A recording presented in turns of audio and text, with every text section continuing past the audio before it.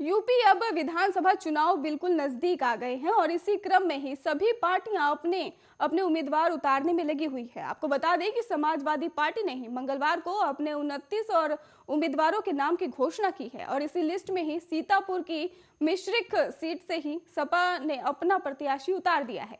और जबकि सोमवार को ही आपको बता दें कि सुबह सपा के अध्यक्ष ओम प्रकाश राजभर ने ही दावा किया था कि हरदोई की संडीला और सीतापुर की ही मिश्रिख सीट उनके खाते में गई है। हरदोई की संडीला सीट पर ही अखिलेश यादव ने मंच से ही रीता सिंह को प्रत्याशी बताया था, लेकिन सुबह सपा के ही संडीला से ही सुनील अर्कवंशी को अपना प्रत्याशी घोषित कर दिया। इसको लेकर ओम प्रकाश राजभर का कहना है कि मिश्रिख सीट पर ही प्रत्याशी सपा ने ही भले घोषित कर दिया हो, लेकिन मिश्रिख में ही चुनाव चिन्ह सुबह सपा को होगा। उन्होंने कहा कि मनोज राजवंशी सपा के ही नेता हैं, लेकिन वो शुभा सपा में ही इसको लेकर चुनाव चिन्ह पर ही लड़ेंगे और इस पर सपा से बात हो चुकी है। इससे पहले सोमवार को ही समाजवादी पार्टी ने उत्तर प्रदेश विधानसभा चुनाव के लिए ही 149 उम्मीदवारों की सूची जारी की थी, जिसमें मैनपुरी जिले के ही करहल से ही पार्टी प्रमुख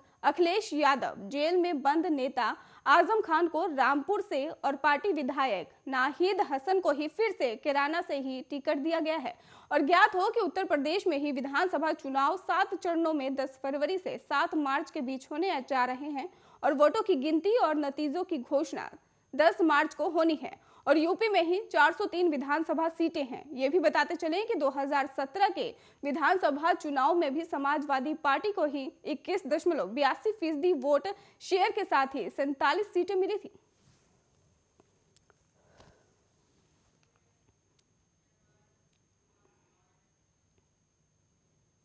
आज देश भर में 73वां गणतंत्र दिवस उत्साह के साथ मनाया जा रहा है। हर बार की तरह इस बार भी प्रधानमंत्री नरेंद्र मोदी का लुक चर्चा का विषय बना हुआ है। हर बार की तरह इस बार भी प्रधानमंत्री की वेशभूषा और उनके पहनावे कुछ संदेश देने की कोशिश कर रहे हैं और इस बार देश के ही प्रधानमंत्री नरेंद्र मोदी ने मणिपुर की शॉल और उत्तराखंड की टोपी पहन रखी है।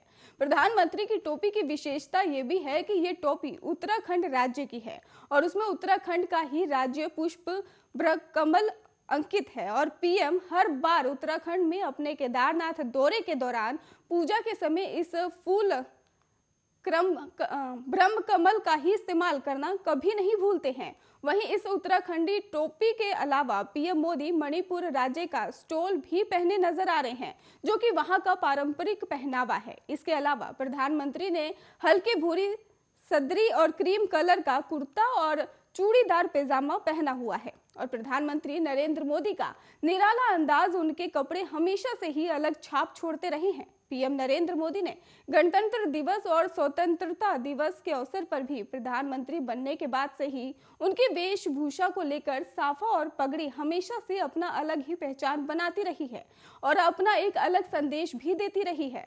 2015 से लेकर 2022 तक हर बार पीएम मोदी ने अपने साफा और पगड़ी का रंग बदला है, उसके जरिए बड़े संकेत देने की कोशिश भी की है।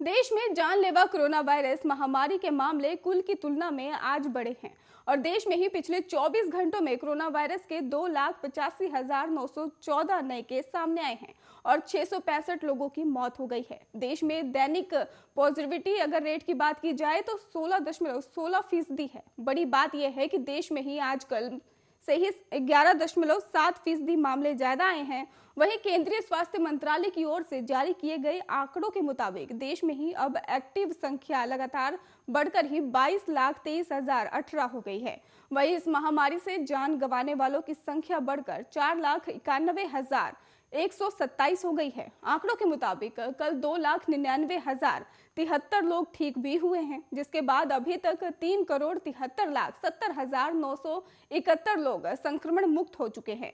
राष्ट्रव्यापी टीकाकरण मुहिम के तहत ही अभी तक कोरोना वायरस रोधी टीकों की 163 करोड़ से ज्यादा खुराक दी जा चुकी है। कल 49,50,731 डोज दी गई है, जिसके बाद अब तक वैक्सीन की ही 163 करोड़ 58,44,536 डोज दी जा चुकी है।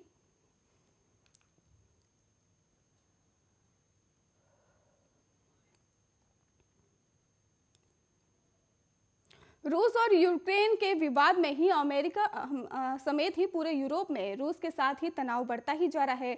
और इसी सैन्य और राजनयिक तनाव के बीच ही ब्रिटेन के प्रधानमंत्री बोरिस जॉनसन ने ही मंगलवार को एक टीवी चैनल को दिए एक गए इंटरव्यू में कहा कि अगर रूस यूक्रेन पर हमला करता है तो दुनिया में ही द्वितीय विश्व युद्ध के बाद सबसे ज्यादा तबाही हो सकती है। इसके परिणाम यूरोप, पश्चिमी देशों सहित पूरी दुनिया के लिए काफी भयानक हो सकते हैं। इसलिए हम इस मामले में ऐसा नहीं होने देंगे और पूरी तरह से एकजुट हैं। उन्होंने कहा कि मैं रूस को ही एक बात स्पष्ट कर देना चाहता हूं कि यदि रूस के ही राष्ट्रपति यूक्रेन के साथ युद्ध शुरू करने का प्रयास करते हैं तो हम रूस और उसके सहयोगी देशों पर ही आर्थिक प्रतिबंध लगाने के साथ उनको रोकने के लिए सभी जरूरी कदम उठाएंगे। और युद्ध शुरू करना इस समय बहुत ही आत्मघाती फैसला हो सकता है और उन्होंने इससे बचने के लिए भी राय दी है। जॉनसन ने ही आगे कहा कि मैं यूक्रेन गया हूं और मैं रूस के नागरिकों को बताना चाहता हूं कि वहां के लोग संघर्ष करेंगे, हालांकि वो इस तरह के कोई संघर्ष नहीं करना चाहते हैं। उन्होंने कहा कि यदि मैं रूस के ही लोगों की तरफ से कहूं तो अगर ये यूक्रेन पर हमला करते हैं तो उन्हें वहां से खूनी संघर्ष का सामना करना पड़ेगा और मुझे लगता है कि रूस इस तरह से काम नहीं करता है। बोरिस जॉनसन ने यह भी कहा कि यूक्रेन के नागरिकों को अपने देश की रक्षा करने का नैतिक और कानूनी अधिकार है। मेरा मानना है कि यूक्रेनी एकजुट होकर किसी भी हमले का विरोध करेंगे और इस तबाही से किसी का फायदा नहीं होगा। रूस को एक ऐसे देश को बर्बाद करने से बचना चाहिए जिसे सवालों यूरोप के ही एक जनजाति ने मिलकर बनाया है।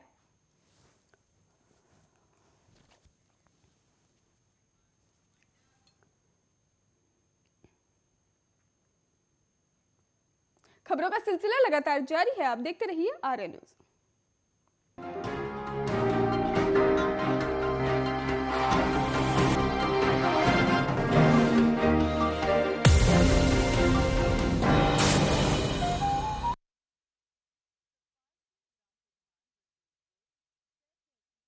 बाद जिला बिजनौर और पंचायत मेंबरों की ओर से सभी क्षेत्रवासियों और ग्राम वासियों को गणतंत्र दिवस की हार्दिक शुभकामनाएं।